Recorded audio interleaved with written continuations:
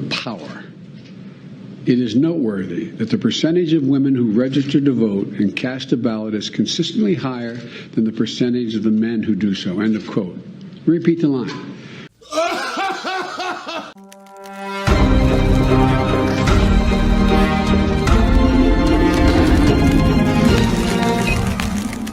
Hey, what's up, party people? Jasper Gonzo here. Another episode of What's Next, weekend edition.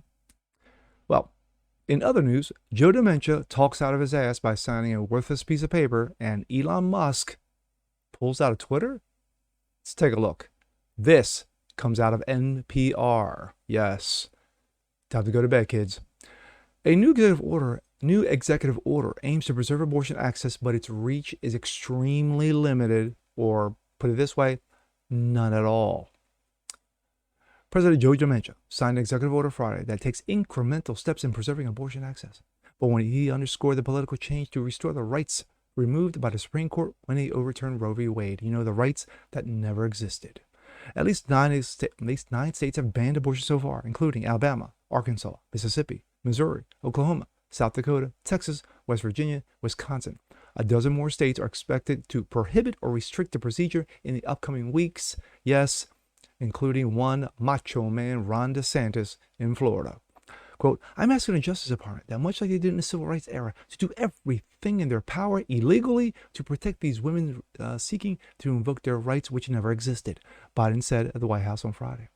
The executive order makes a extreme limited effort. The executive order pledges to ensure the safety of abortion patients, providers, including setting up mobile clinics near the borders of states restricting abortion access. It also seeks to convene private pro bono lawyers, yes, at taxpayer expense, to offer support to people while crossing state lines to get an abortion. Another part of the order directs the Secretary of Health and Human Services to issue a report in the next 30 days outlining additional actions to protect medication abortion, expand access on emergency contraception and IUDs, and increase public education around reproductive rights, which technically you still have, but anyway, it's called facts. The Dementia administration also called on the Federal Trade Commission, an independent body, to consider taking steps to protect the privacy of people who are looking for information about abortion services. Yes, that nasty thing, that fad, that whatever it is, it's called the internet. Yes, guess what, Joe Dementia, you could still go on the internet and you can look up the death mills. Yes, you still can.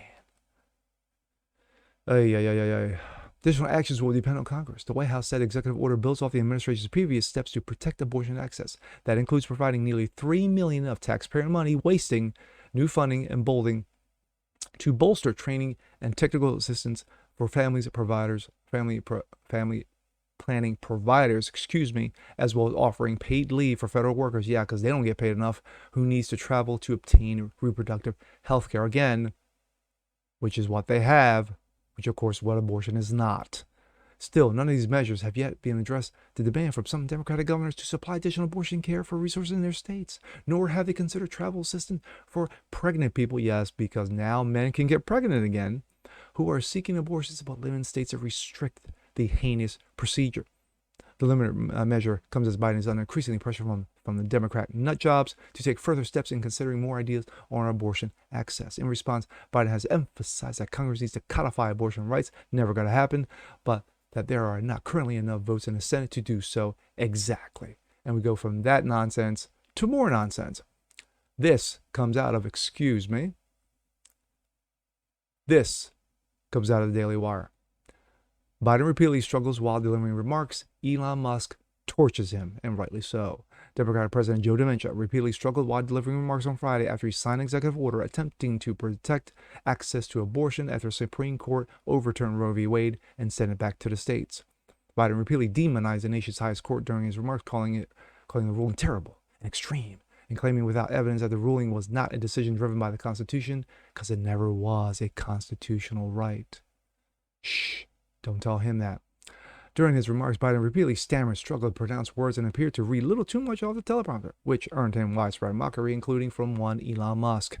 Quote, it's a noteworthy percentage that the women who are registered to vote and cast a ballot is considerably higher than the percentage of men who do so. And no quote, repeat the line, Biden said. Women out without electoral electoral and or political power. Let me be precise, not and or political power. Yikes. But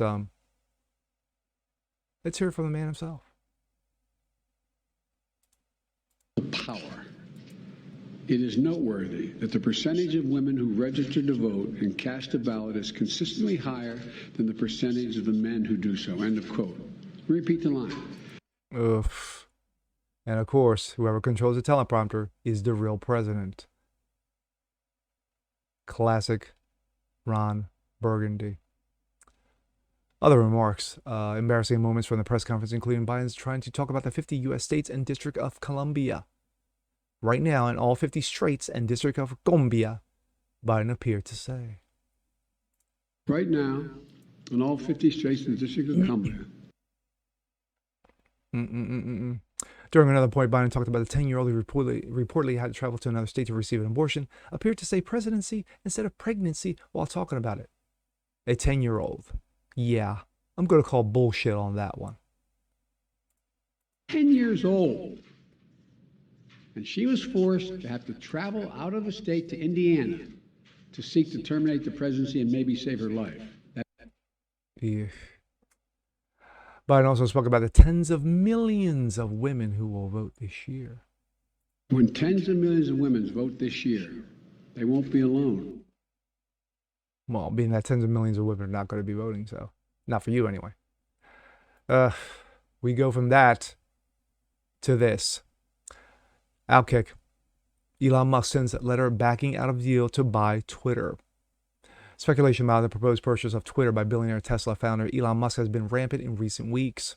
Musk has made repeated public comments complaining about the company's refusal to provide data of the percentage of spam accounts, leading to the concerns about the deal's completion. Elon Musk to buy Twitter in jeopardy? Maybe, probably not. Today, those concerns seemingly came true as Musk sent a letter to Twitter expressing his intent to withdraw from the purchase. The full letter explaining his reasoning, but the highlights is material breach of multiple provisions for the purchase agreement, as well as false, misleading representations by Twitter. Quote, Mr. Musk is terminating the merger agreement because Twitter is in a material breach of multiple provisions of that agreement.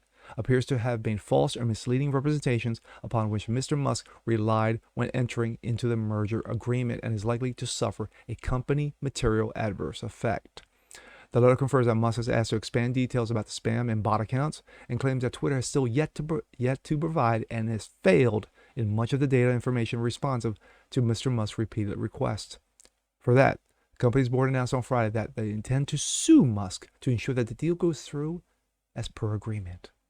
While this might seem like a fatal blow, Musk could simply be attempting to negotiate for a better price of the company. That's what I believe. $44 billion has always seemed a bit of an overpay, but with recent collapse in share pricing, he could be trying to recoup some of that potential loss in value. Whether or not the deal goes officially through remains to be seen, but Musk's takeover of the internet town square will be a significant win for the free speech on the internet. But for now, the deal to buy Twitter appears to be off. First with Joe DiMaggio. An executive order is worthless.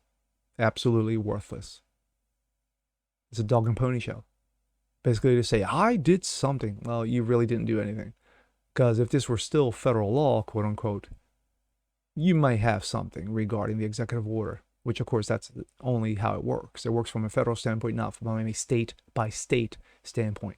And it's up to each and every governor basically to say, hey, we're going to ban it or we're going to continue to allow the death mills. That's it. End of story. So, and if he thinks he's going to have Congress codify, yeah, not going to happen. The Democrats are stupid. Very, very stupid. But they don't have a death wish, even though they know they're going to get blown out in November. But, yeah, let him, pat himself on the back that I did something. I signed a little piece of paper, which is worthless. So, yeah, and now go back and eat your oatmeal. As far as Elon Musk pulling out of Twitter, I believe this is a plan. I believe this is just a, hey, you know what? I'm going to take my wares and move on. And Twitter's like, wait, we're going to sue. And Elon's like, well, we don't have to sue. We can settle, say, 36, 37 million, 35, 34 million to make the deal happen. Because right now, shares went from 51 to 54, now down to $36 as of this morning. So Elon I believe he does have a plan. So to me, the deal's not dead. It's just on hold. And with that being said, I'm Jazz Berganzo. This is What's Next. If you want to see more just like this, please leave a comment below. Like it, share, subscribe to it. And we'll catch you guys on the next one. Peace.